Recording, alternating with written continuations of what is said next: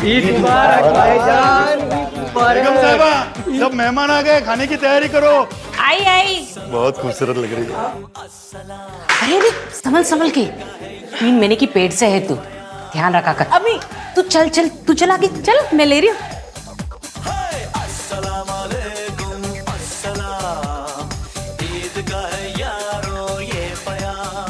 खूबसूरत लग रही है।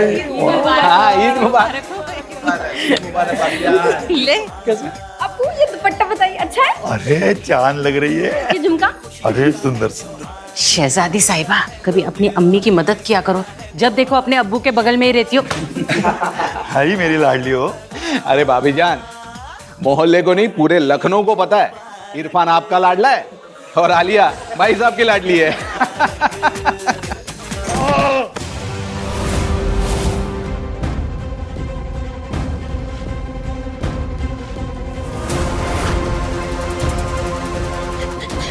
अबू, अबू दरवाजा खोलिए, अबू दरवाजा खोलिए, अबू, अब्बू, अब्बू दरवाजा खोलिए। दरवाजा खोलिए, अबू, अबू, भाईजान, भाईजान कुछ कीजिए ना, भाईजान कुछ कीजिए ना।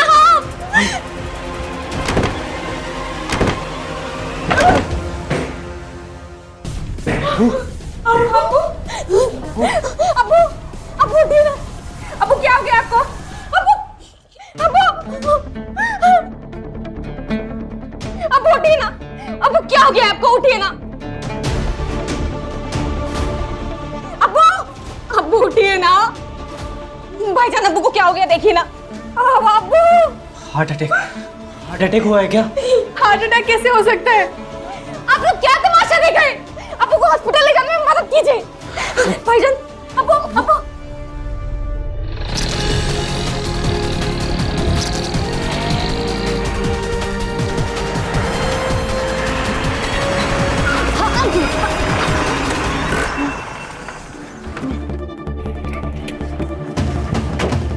मामा ठीक है?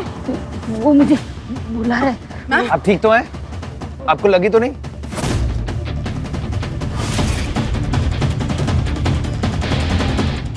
वो मुझे बुला रहा है। कौन बुला रहा है? मैंने ये दी थी। सर, इनके गाउन पर मेंटल हेल्थ केयर का बैच है, कहीं ये वहीं से तो नहीं भागी? मेघमाला, हॉस्पिटल को फोन करो, इन्हें गाड़ी में बिठा। आइए मैम। वो मुझे बुला रहे। हाँ आइए मैम। वो मुझे बुला रहे। हाँ आइए।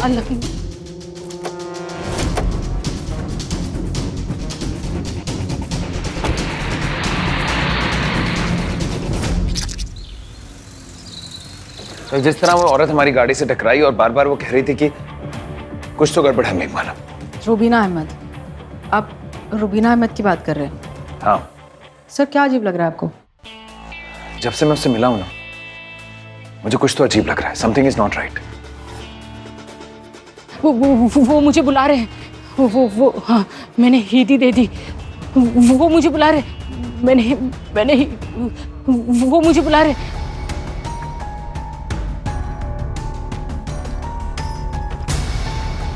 सर, ये तावीज़ किसका है? रुबीना जी का। कल गाड़ी में गिर गया था। यही एक चीज थी जो उन्होंने अपने हाथ में दबा कर रखी थी। शायद उनके लिए बहुत इंपॉर्टेंट होगा। हमें इसे लौटा देना चाहिए।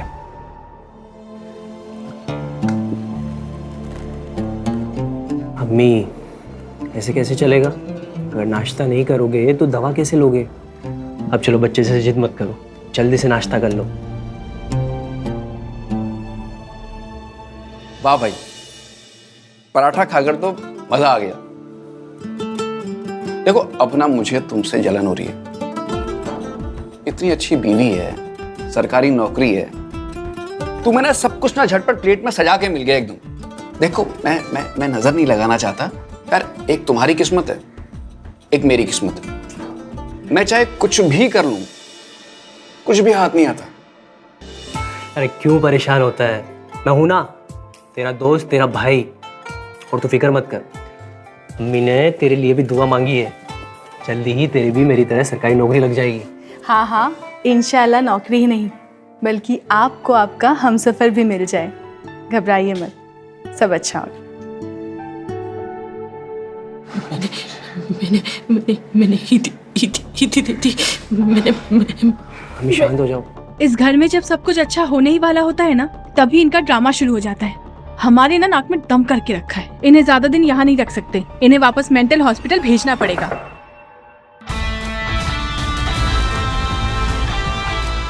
शिवा अग्निहोत्री, लखनऊ पुलिस। कल रात को रुबीना जी अस्पताल से भाग रही थी तो हमारी गाड़ी से टकराई थी और ये ताबीज हमारी गाड़ी में गिर गया था, तो सोचा इन्हें वापस कराते। फिर पता चला कि हॉस्पिटल से आप इन्हें घर ले आए। फिर सोचा कि इनका हालचाल भी पूछाते। ये लीजिए। कैसी है रुबीना जी की तबीयत? जी वो अच्छी है। वैसे आपने बहुत अच्छा किया जो ये ताबीज़ यहाँ ले आए। मेरे को इसके बिना तो चैन ही नहीं आता है। वैसे तो ये ठीक ही रहती है, मगर कभी कभी उनका मिजाज बिगड़ जाता है, तो उससे मैं बहुत सी चीज़ें तोड़ने लगती है।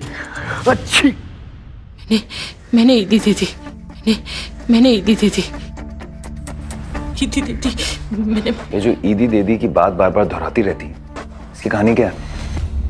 वो अब्बू का इंतकाल ईद वाले दिन ही हुआ था। इनकी मनहूस याद है जो अम्मी के दिल दिमाग में बैठ गई है।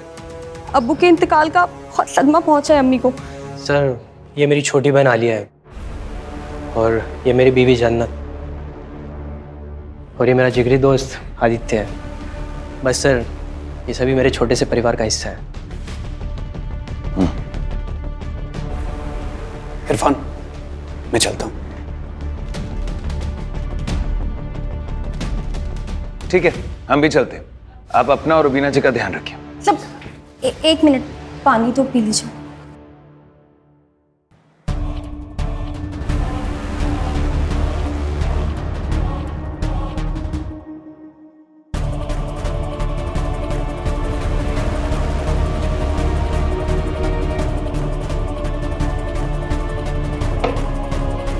शुक्रिया।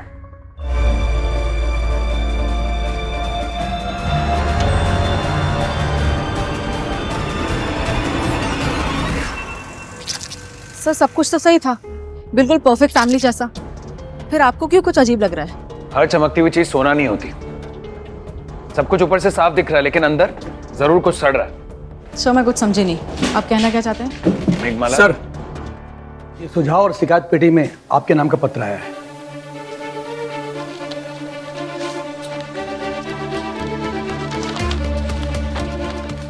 नाजिर अहमद, मौत, साजिश, इंतकाम, एक जागरूक नागरिक। सर ये नाजिर अहमद रुबीना जी के हस्बैंड है ना, जिनके घर कल हम गए थे। इस लेटर को देखकर पता चलता है कुछ तो बड़ी गड़बड़ है। आपका शक बिल्कुल सही था। सर, ये नाजिर अहमद जी की हत्या कौन कर सकता है? इसका जवाब तो वही देगा जिसने ये लेटर लिखा है। सर मैं बाहर के सीसीटीवी कैमरे की फुटेज चेक करता हूँ। रुकिए बगेलन जी, उसकी कोई जरूरत नहीं।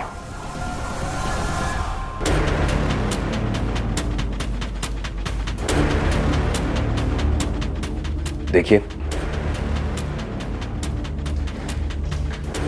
आप घबराइए मत। यहां पर आप सुरक्षित हैं और पुलिस आपकी मदद के लिए। मेरे एक छोटा सा काम करेंगे? प्लीज अपना नाम लिख दीजिए, प्लीज।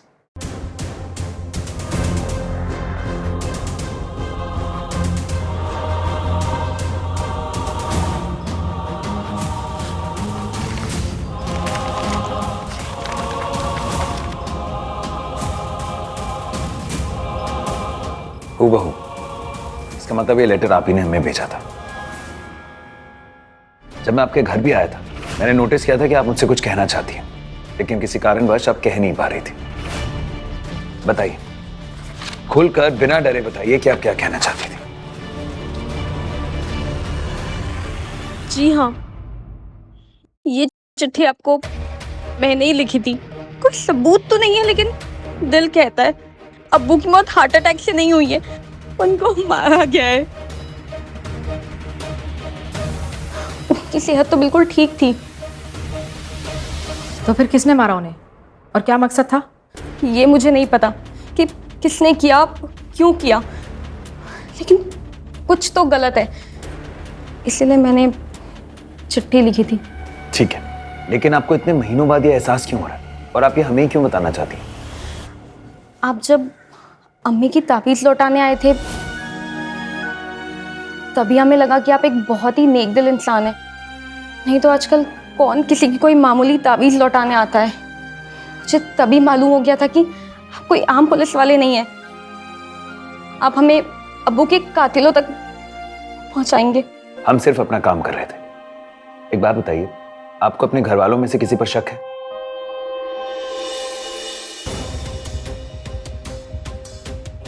क्या आपकी चुप्पी को मैं हाँ समझूं? देखिए, आप यहां हमसे जो कुछ कहेंगी वो सिर्फ आपके और हमारे बीच में रहेगा। आपका नाम कहीं भी नहीं आएगा। आप चाहती हैं कि आपके पिताजी को इंसाफ मिले, तो क्या आप एफआईआर लिखाने के लिए तैयार हैं? जी सर। हमें एक बेनाम लेटर मिला है और उसके मुताबिक आपके पिताजी का कत्ल हुआ है। क्या? कत्ल? ये कैसे हो सकता है? पर ये लेटर भेजा किसने है? किसी की शरारत भी तो हो सकती है। अभी कुछ भी कहना बहुत मुश्किल है, लेकिन अगर लेटर मिला है तो हमें जांच तो पूरी करनी होगी। पर कत्ल कैसे हो सकता है? क्योंकि उस दिन तो बाथरूम का दरवाजा अंदर से बंद था। मैंने दरवाजा तोड़ा और फिर हम उन्हें डॉक्टर के पास लेकर गए। डॉक्टर ने बताया कि उन्हें हार्ट अटैक हुआ था। लेकिन हमारी जानकारी के हिसाब किसने से दी आपको जानकारी? एक्सक्यूज मी, जानकारी किसने दी वो इंपॉर्टेंट नहीं है, जानकारी क्या दी ये जरूर इंपॉर्टेंट है। जन्नत, तुम चुप रहो, बीच में मत बोलो। सर को लगता है कि अब्बू की मौत एक मर्डर है, तो उन्हें अपना काम करने दो।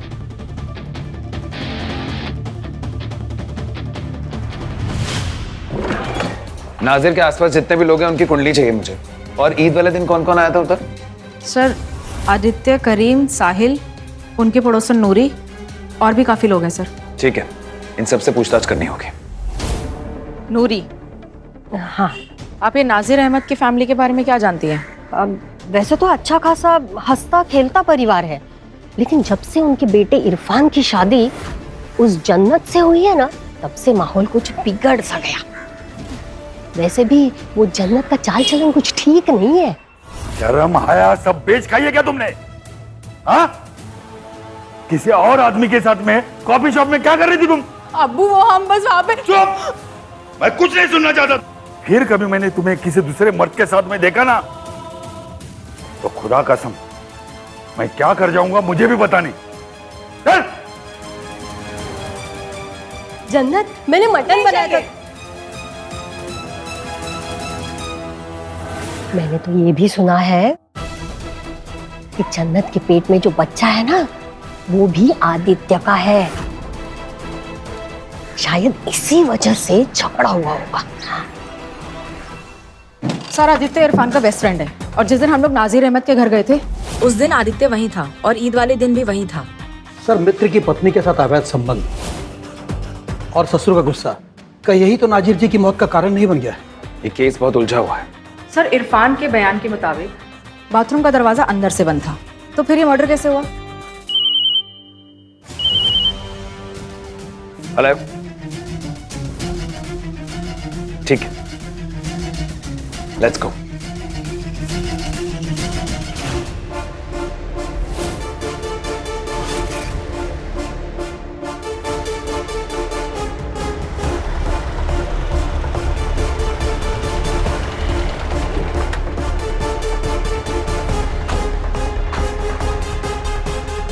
भाईजान,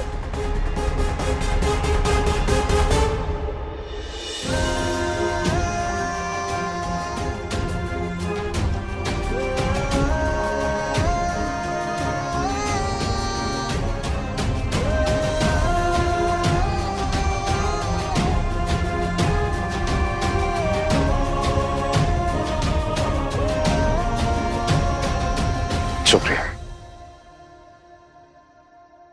जन्नत भाभी को शक हो गया था कि वो चिट्ठी मैंने ही आपको लिखी है, इसलिए मैंने आपको पुलिस स्टेशन से इतने दूर यहाँ मिलने बुलाया। आपको तकलीफ देने के लिए मैं माफी चाहती हूँ। आप बताइए, पता नहीं हमारे हंसते खेलते फैमिली को क्या हो गया। पहले अब्बू चले गए, फिर अम्मी की ऐसी हालत, पता नहीं ये सब कैसे हुआ। आप चिंता मत कीजिए, वक्त जरूर लगेगा पर सब ठीक हो जाएगा, ये मेरा वादा है। थैंक यू भाईजान, आप बहुत अच्छे हैं। अम्मी अब्बू के बीच कुछ भी ठीक नहीं था, आए दिन उनमें अनबन होती थी। अम्मी को इरफान भाईजान से बेहद मोहब्बत थी, उन्हें भाईजान की कभी कोई गलती दिखती ही नहीं थी।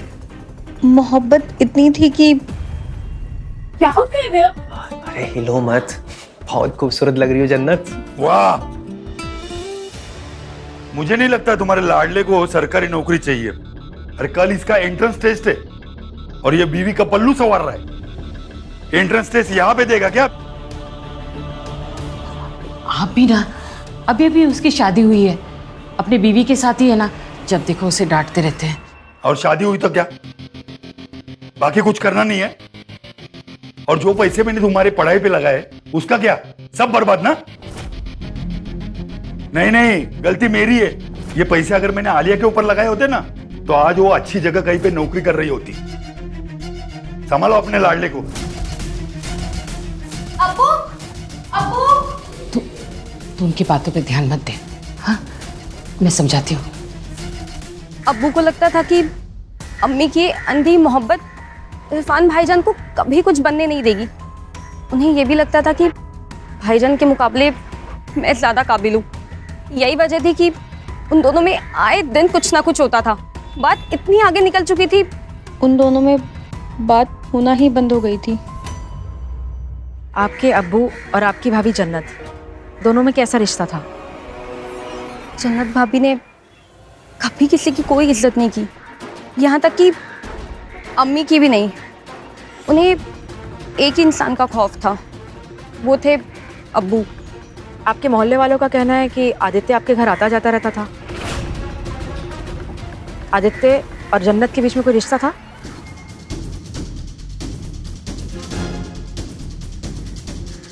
आप अपने अब्बू को इंसाफ दिलाने के लिए हमें सच बता दीजिए। आदित्य और आपकी भाभी जन्नत के बीच में कोई रिश्ता था? इसकी चुप्पी बहुत कुछ बता रही है मेघमाला। अब्बू बहुत परेशान थे, कुछ भी उनके हिसाब से ठीक नहीं था। उन्हें इतनी तकलीफ में देख के मुझे बिल्कुल अच्छा नहीं लगता था। आप थोड़ा विस्तार से बताएंगे? ईद के दिन कुछ अजीब या संदिग्ध होता हुआ देखा था आपने? हाँ, ईद वाले दिन अब्बू और चाचा के बीच में कोई बात को लेके बहस हो गई थी।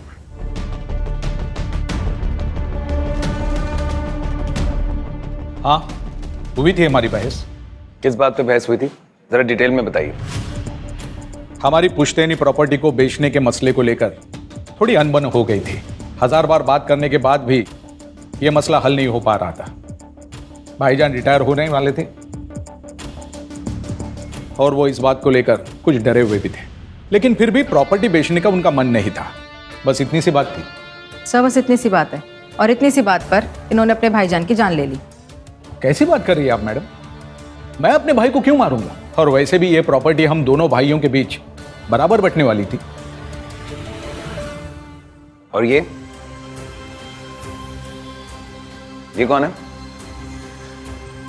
ये मेरा बेटा साहिल है, एक फार्मा कंपनी में इंटर्नशिप कर रहा है, वहीं पर उसे जॉब भी मिल जाएगी। होनहार बेटा है मेरा। जब आपका बेटा घर आ जाए तो उसे पुलिस स्टेशन ले आइएगा। Let's go.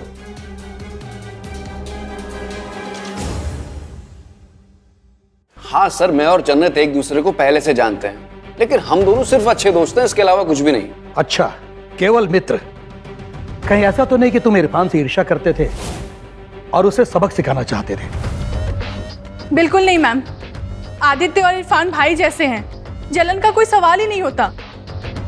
पर रही बात हमारे और आदित्य की, तो हम दोनों अच्छे दोस्त ही हैं, और आप चाहे तो इरफान से ये बात पूछ सकते हैं। और आपके मोहल्ले वाले, उनका तो कहना है कि ये बच्चा। ये आप कैसी बात कर रहे हैं सर? ये सब लोग बकवास कर रहे हैं, इनका दिमाग खराब हो गया है। मैं आपको कितनी बार बोल चुका हूँ कि मैं और जन्नत सिर्फ अच्छे दोस्त हैं, सिर्फ अच्छे दोस्त। आसपास के लोगों का क्या है मैम? हमारे परिवार की खुशियाँ उनको चुभती है, इसीलिए हमारे बारे में इस तरह की बातें कर रहे हैं। पर ये बात तो सच है ना कि नाजिर जी को आपकी और आदित्य की दोस्ती बिल्कुल पसंद नहीं थी। ये बात सच है कि अंकल थोड़ा पुराने ख्यालात के हैं। वो आए दिन जन्नत को किसी ना किसी बात पर टोकते रहते थे और ये बात जन्नत को बिल्कुल पसंद नहीं थी। जब जिंदगी रसोई में ही सीमित हो जाए तो कभी ना कभी आप उब ही जाओगे। ऐसे में एक आदित्य ही था जिससे मैं अपने दिल की बात कर सकती थी, अपने दुख सुख बांट सकती थी। फिर तो तुम इरफान की नौकरी को लेकर उससे ईर्ष्या अवश्य करते होगे। सर ईर्ष्या की कोई बात ही नहीं है सर, मुझे मेरी काबिलियत पर पूरा भरोसा है। सब किस्मत की बात है सर, आज उसकी नौकरी लगी कर मेरी लग जाएगी। आप लोग बेवजह मुझ पर और आदित्य पर शक कर रहे हैं। चलिए ठीक कर, आप दोनों पर शक नहीं करते, लेकिन करीम जी और साहिल के बारे में सब सच बताओ। ज़्यादा कुछ बताने के लिए नहीं है, उनके साथ हमारे रिश्ते ठीक ही है। और नाजिर जी, नाजिर जी के भाई करीम जी के साथ उनका रिश्ता कैसा था? कोई तनाव था?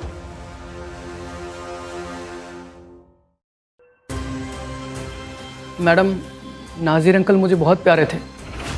प्रॉपर्टी को लेकर अब्बू और उनके बीच में जो भी डिस्प्यूट्स थे, उससे मेरे और उनके रिश्ते में कभी कोई बदलाव नहीं आया था।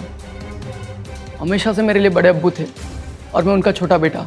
मैडम, हम समझ ही नहीं पा रहे, बार बार यही सवाल पूछकर हमें परेशान क्यों किया जा रहा है? सवाल करना हमारा काम है। अभी के लिए आप जा सकते हैं, जरूरत पड़ेगी तो फिर बुलाएंगे।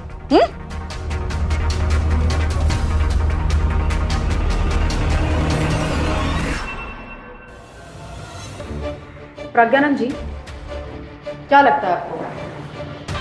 मैडम, हमें तो लगता है कि हो सकता है इन लोगों ने जन्नत के साथ मिलकर नाजिर जी को मारा हो। पर यह भी तो हो सकता है कि इन बाप बेटी की जोड़ी ने मिलकर कोई मास्टर प्लान बनाया हो इस प्रॉपर्टी को हड़पने के लिए। हमें आलिया से फिर से मिलना चाहिए, शायद कोई सुराग मिल जाए। आलिया बात नहीं कर पाएगी। क्यों सर?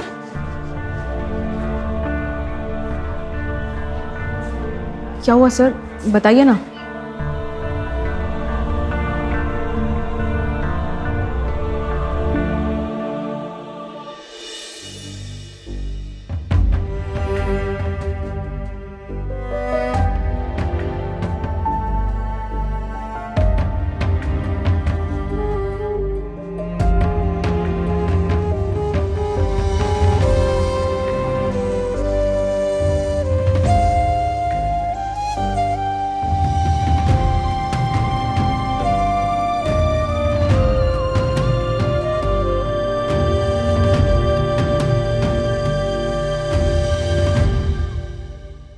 भाईजान,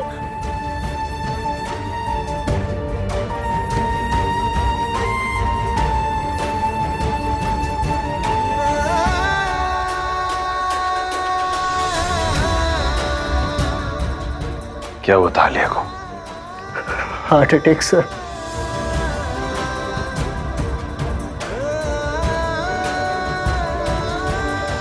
आलिया की मौत हार्ट अटैक से इतनी छोटी उम्र में? आलिया और इसके अब्बू नाजिर दोनों की मौत हार्ट अटैक से हुई है, ये इत्तेफाक नहीं हो सकता।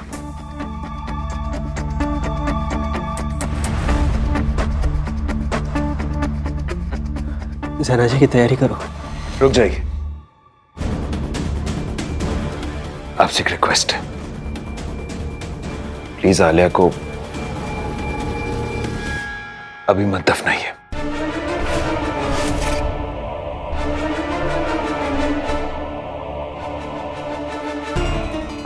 मगर क्यों सर? इरफान, आलिया के गले पे नीला निशान देखो।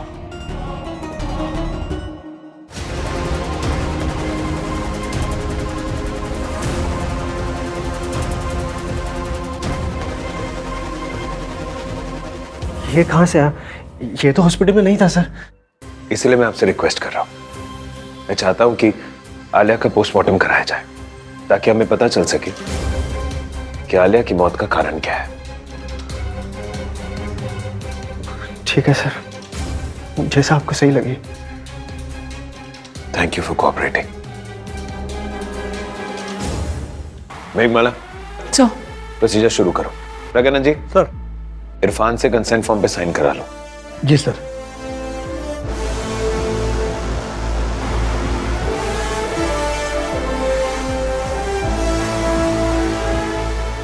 हम उसके कमरे में गए सर, वहां जाकर देखा तो आलिया अपने बेड पे बेहोश पड़ी थी सर। हम उसे तुरंत हॉस्पिटल लेकर गए मगर डॉक्टर भी उसे बचा नहीं सके। डॉक्टर ने बताया कि उसे हार्ट अटैक हुआ था।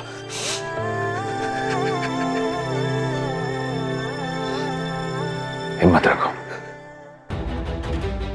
आलिया के रूम को अच्छे से सर्च करो, कोई भी कोना छूटना नहीं चाहिए। Let's go.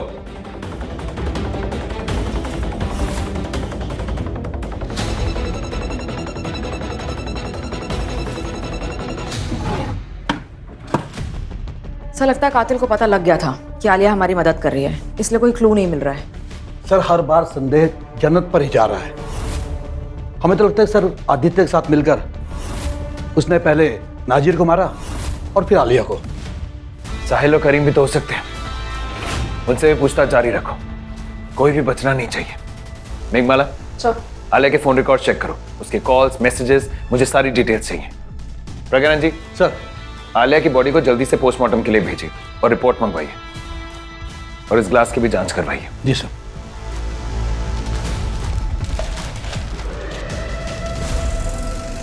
सर, बॉडी में से एक पेक्युलर लीथल सब्सटेंस मिला है। Thank you doctor. पर सर जब डॉक्टर ने डायग्नोस किया था तो आलिया का डेथ कॉज हार्ट अटैक बताया था और नाजिर की मौत भी हार्ट अटैक से ही हुई थी। तो फिर ये अब लीथल सब्सटेंस कहाँ से आ गया? रेगुलर मेडिकल चेकअप में इस पॉइजन को पकड़ पाना बहुत मुश्किल है। मैंने इसके बारे में पहले भी सुना। इसके इफेक्ट को दिखने में थोड़ा समय लगता है और इसी से विक्टिम को हार्ट अटैक भी आता है। ये पॉइजन बहुत आसानी से नहीं मिलता, लेकिन लैब में प्रयोग के लिए इस्तेमाल किया जाता है और बहुत ही स्ट्रिक्ट मॉनिटरिंग में इसका यूज होता है। अब समय आ गया कि हम सबके सामने सच लेकर आए। मेघमाला, प्रोसीजर स्टार्ट करो। कब्रिस्तान अथॉरिटी से बात करो, नाजिर अहमद की बॉडी को बाहर निकलवाओ और फोरेंसिक को बोलो उसकी जांच करें। क्विक।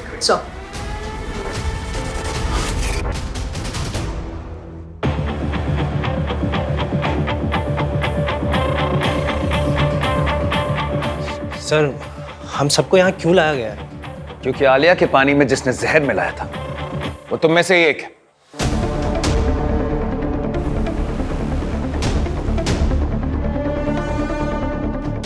मैंने कुछ नहीं किया, मुझे क्यों बुलाया यहाँ पे? मैंने कुछ नहीं किया। क्या मिलाया था आलिया के पानी में?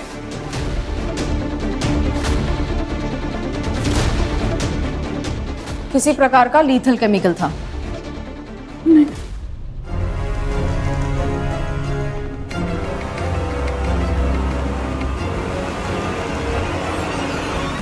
तुम तो अच्छे से जानते होगे, फार्मा कंपनी में इंटर्नशिप कर रहे हो, इतना तो जानते ही होगे, है ना?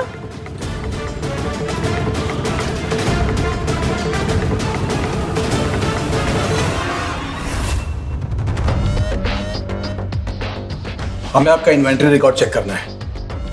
डॉक्टर साहब, मुझे रुबीना जी से मिलना है। नहीं, आप नहीं मिल सकते, उनकी तबीयत ठीक नहीं है। आई अंडरस्टैंड, लेकिन ये बहुत ज्यादा इंपॉर्टेंट है। मैं सिर्फ 2 मिनट उनसे मिलकर निकल जाऊंगा। Please understand, it's very urgent. ठीक है, मैं बात करता हूँ। मेघमाला। सर लैब से एक नई इन्फॉर्मेशन सामने आई है। क्या? सर इस केस में साहिल ही प्राइम सस्पेक्ट लग रहा है, क्योंकि वही एक इंसान है जो आसानी से इस केमिकल को बाहर लेकर जा सकता था। अब या तो उसने नाजिर जी की खुद से जान ली है या उनकी जान लेने में किसी की मदद की है। सर अब सवाल ये उठता है कि इस लैब से इस केमिकल को लेकर कैसे गया होगा वो बाहर। एक काम करो, लैब की सीसीटीवी फुटेज लेकर आओ। सर। ओके सर, आप वार्ड नंबर 12 में जा सकते हैं। Thank you. रुबीना जी, अब आपकी तबीयत कैसी है? बस थोड़ा बुखार है, ठीक हो जाऊंगी मैं। पहले जब मेरी तबीयत खराब होती थी ना, मेरे बच्चे मेरा बहुत ध्यान रखते थे। अब इरफान और आलिया आते ही होंगे, अब मैं बिल्कुल ठीक हो जाऊंगी।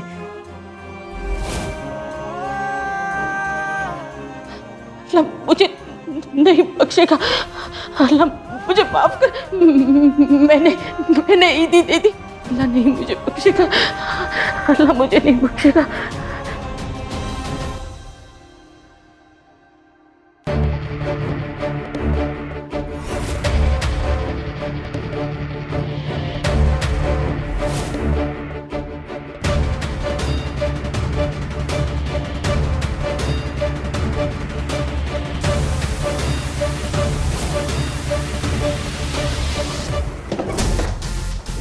सर, लैब की सीसीटीवी फुटेज मिली है।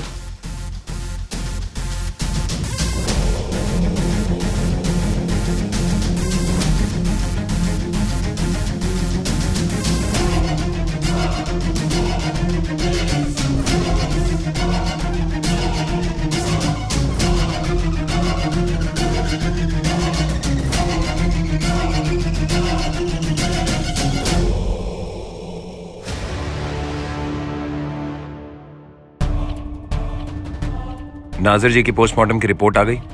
सर, फॉरेंसिक ने आपको मेल कर दी है।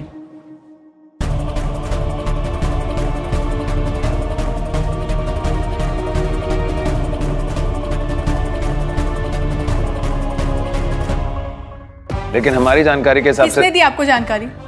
ये प्रॉपर्टी हम दोनों भाइयों के बीच बराबर बंटने वाली थी। फार्मा कंपनी में इंटर्नशिप कर रहे हो, इतना तो जानते ही होगे। अल्लाह मुझे माफ कर, मैंने ईदी दे दी।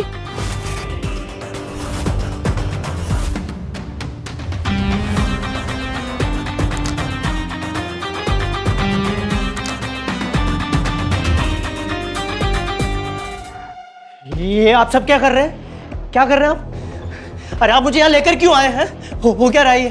तुमने अपने बाप और बहन को मार डाला और तुझे क्या लगा कि तो होशियारी करके मर्डर को नेचुरल डेथ का रूप देगा तो तू बच जाएगा? हाँ, ये सब कैसे बोल सकते हैं आप? अरे मैं अपने ही अब्बू और बहन की जान क्यों लूंगा? ये क्या कर रहा? तुझे केमिकल से एलर्जी है, मैंने पहले भी देखा है तुझे लगातार छींकते हुए।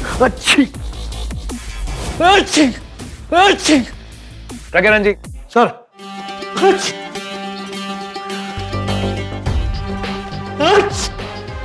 देख, आंखें खोल के देख, तू ही है नहीं है? आलिया और नजीर की बॉडी में एक पेक्यूलियर केमिकल मिला था और वो केमिकल तूने लैब से चुराया था साहिर की आईडी यूज करके। तूने अपनी बहन आलिया और अपने अब्बू की जान ले ली। मैंने ईदी दे दी, अल्लाह मुझे माफ करे।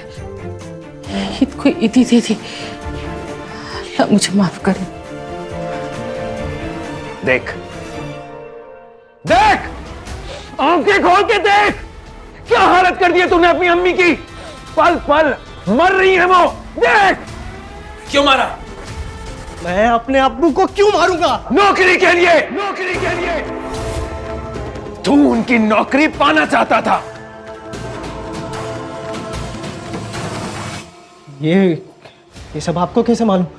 नाजिर जी के ऑफिस में जाकर जब हमने पूछताछ की तब पता चला कि तू उस नौकरी के पीछे कई सालों से लगा हुआ है। तूने अपनी जान लगा दी लेकिन तुझे नौकरी नहीं मिली। तेरे अम्मी की हॉस्पिटल के दीवारों पर जो ड्राइंग बनी थी उसे देखकर मेरा शक यकीन में बदल गया कि तूने अपनी अम्मी के साथ मिलकर अपने अब्बू की जान ले ली। अम्मी प्लीज मेरी मदद करिए, और मैं ये सिर्फ खुद के लिए नहीं कर रहा हूँ। अम्मी आप खुद सोचिए, अब्बू कुछ ही महीनों में रिटायर होने वाले हैं, फिर उनकी पेंशन से घर के इतने लोगों का गुजारा कैसे चलेगा?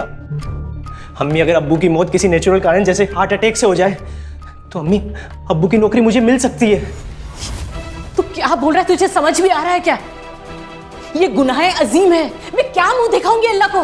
हाँ, तू दूसरा कोई रास्ता ढूंढ ले, ये सही नहीं है।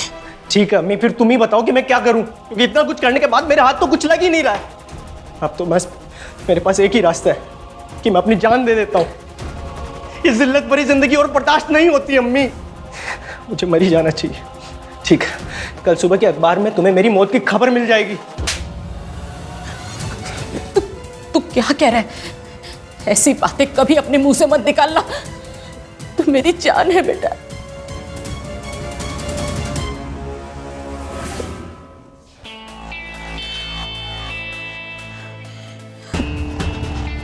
ठीक है, तुझे जो सही लगे। अम्मी, अम्मी।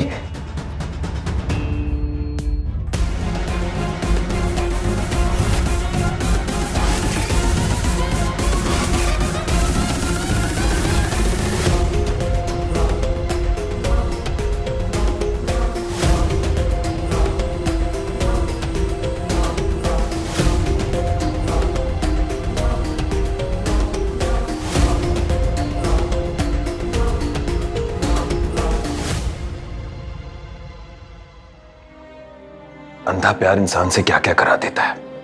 एक मां ने अपने बेटे के प्यार में आकर अपने शौहर की जान ले ली, लेकिन फिर उनका ज़मीर ये बोझ उठा नहीं पाया। अल्लाह मुझे नहीं बख्शेगा। अल्लाह मुझे माफ कर। मैंने ईदी दे दी। लेकिन आलिया ने किसका क्या बिगाड़ा था? फिर इसने अपनी बहन को क्यों मारा? क्योंकि उसे अपने भाईजान का असली चेहरा पता चल गया था। उसकी तो कोई गलती भी नहीं थी। वो तो सिर्फ अपने बाप के कातिल को ढूंढना चाहती थी, उसे सजा दिलाना चाहती थी। लेकिन उसे क्या पता था कि वो खुद उसका शिकार बन जाएगी। झूठ है। मैंने आलिया को नहीं। ने उसे केमिकल मिला के पिलाया था। तूने उस ग्लास को तो बहुत अच्छे से साफ कर दिया। तेरी इसी स्मार्टनेस की वजह से हमें सुराग मिल गया। उस ग्लास में केमिकल के ट्रेसेस रह गए थे जो फोरेंसिक ने पता लगा लिया। लेकिन मैं तेरे मुंह से सुनना चाहता हूं कि आलिया को तेरी इस करतूत के बारे में कब और कैसे पता चला। मैं बताती हूँ। कुछ दिनों पहले जब मैं घर की सफाई कर रही थी तो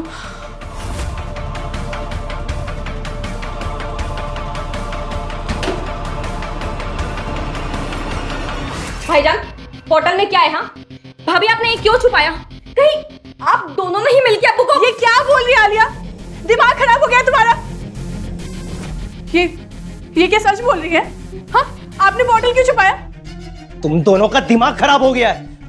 कुछ भी बके जा रहे हो। मैं अभी शिवा भाईजान को कॉल लगा के सब बात बताऊंगी।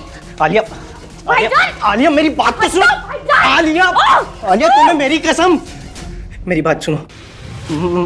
मैं सच कह रहा हूँ आलिया, तुम्हारी कसम, मैंने कुछ नहीं किया है। मेरी बात तो सुनो। तुम एक काम करो, तुम अपने रूम में जाओ, वहां बैठो। मैं बस अभी आता हूँ।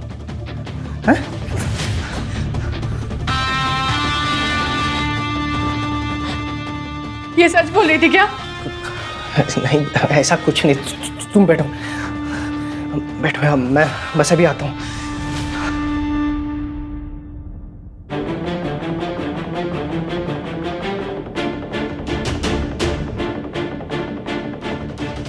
आलिया, ये लो पानी पी लो और ठंडे दिमाग से सोचो कि तुम कह क्या रही हो। और जब गुस्सा शांत हो जाए तो मुझे बुला लेना, हम आराम से बैठकर बात कर लेंगे।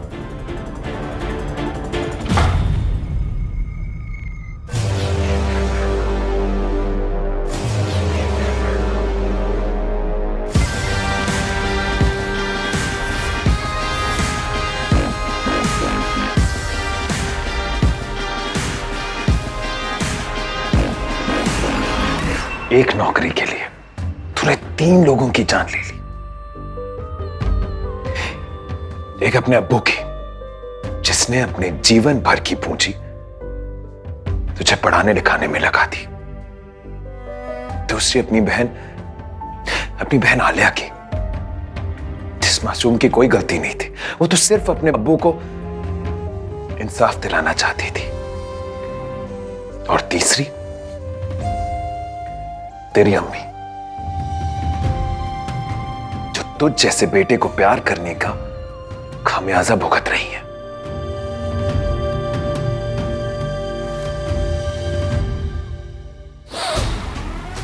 एक बात कान खोल के सुन ले, क्रिमिनल चाहे 7 पर्दों के पीछे भी क्यों ना छुप जाए, लेकिन बच नहीं सकता, क्योंकि हम पुलिस वालों की वर्दी नहीं, लहू भी खाकी है। अपनी खाकी, अपनी खाकी, अपनी खाकी, अपनी खाकी।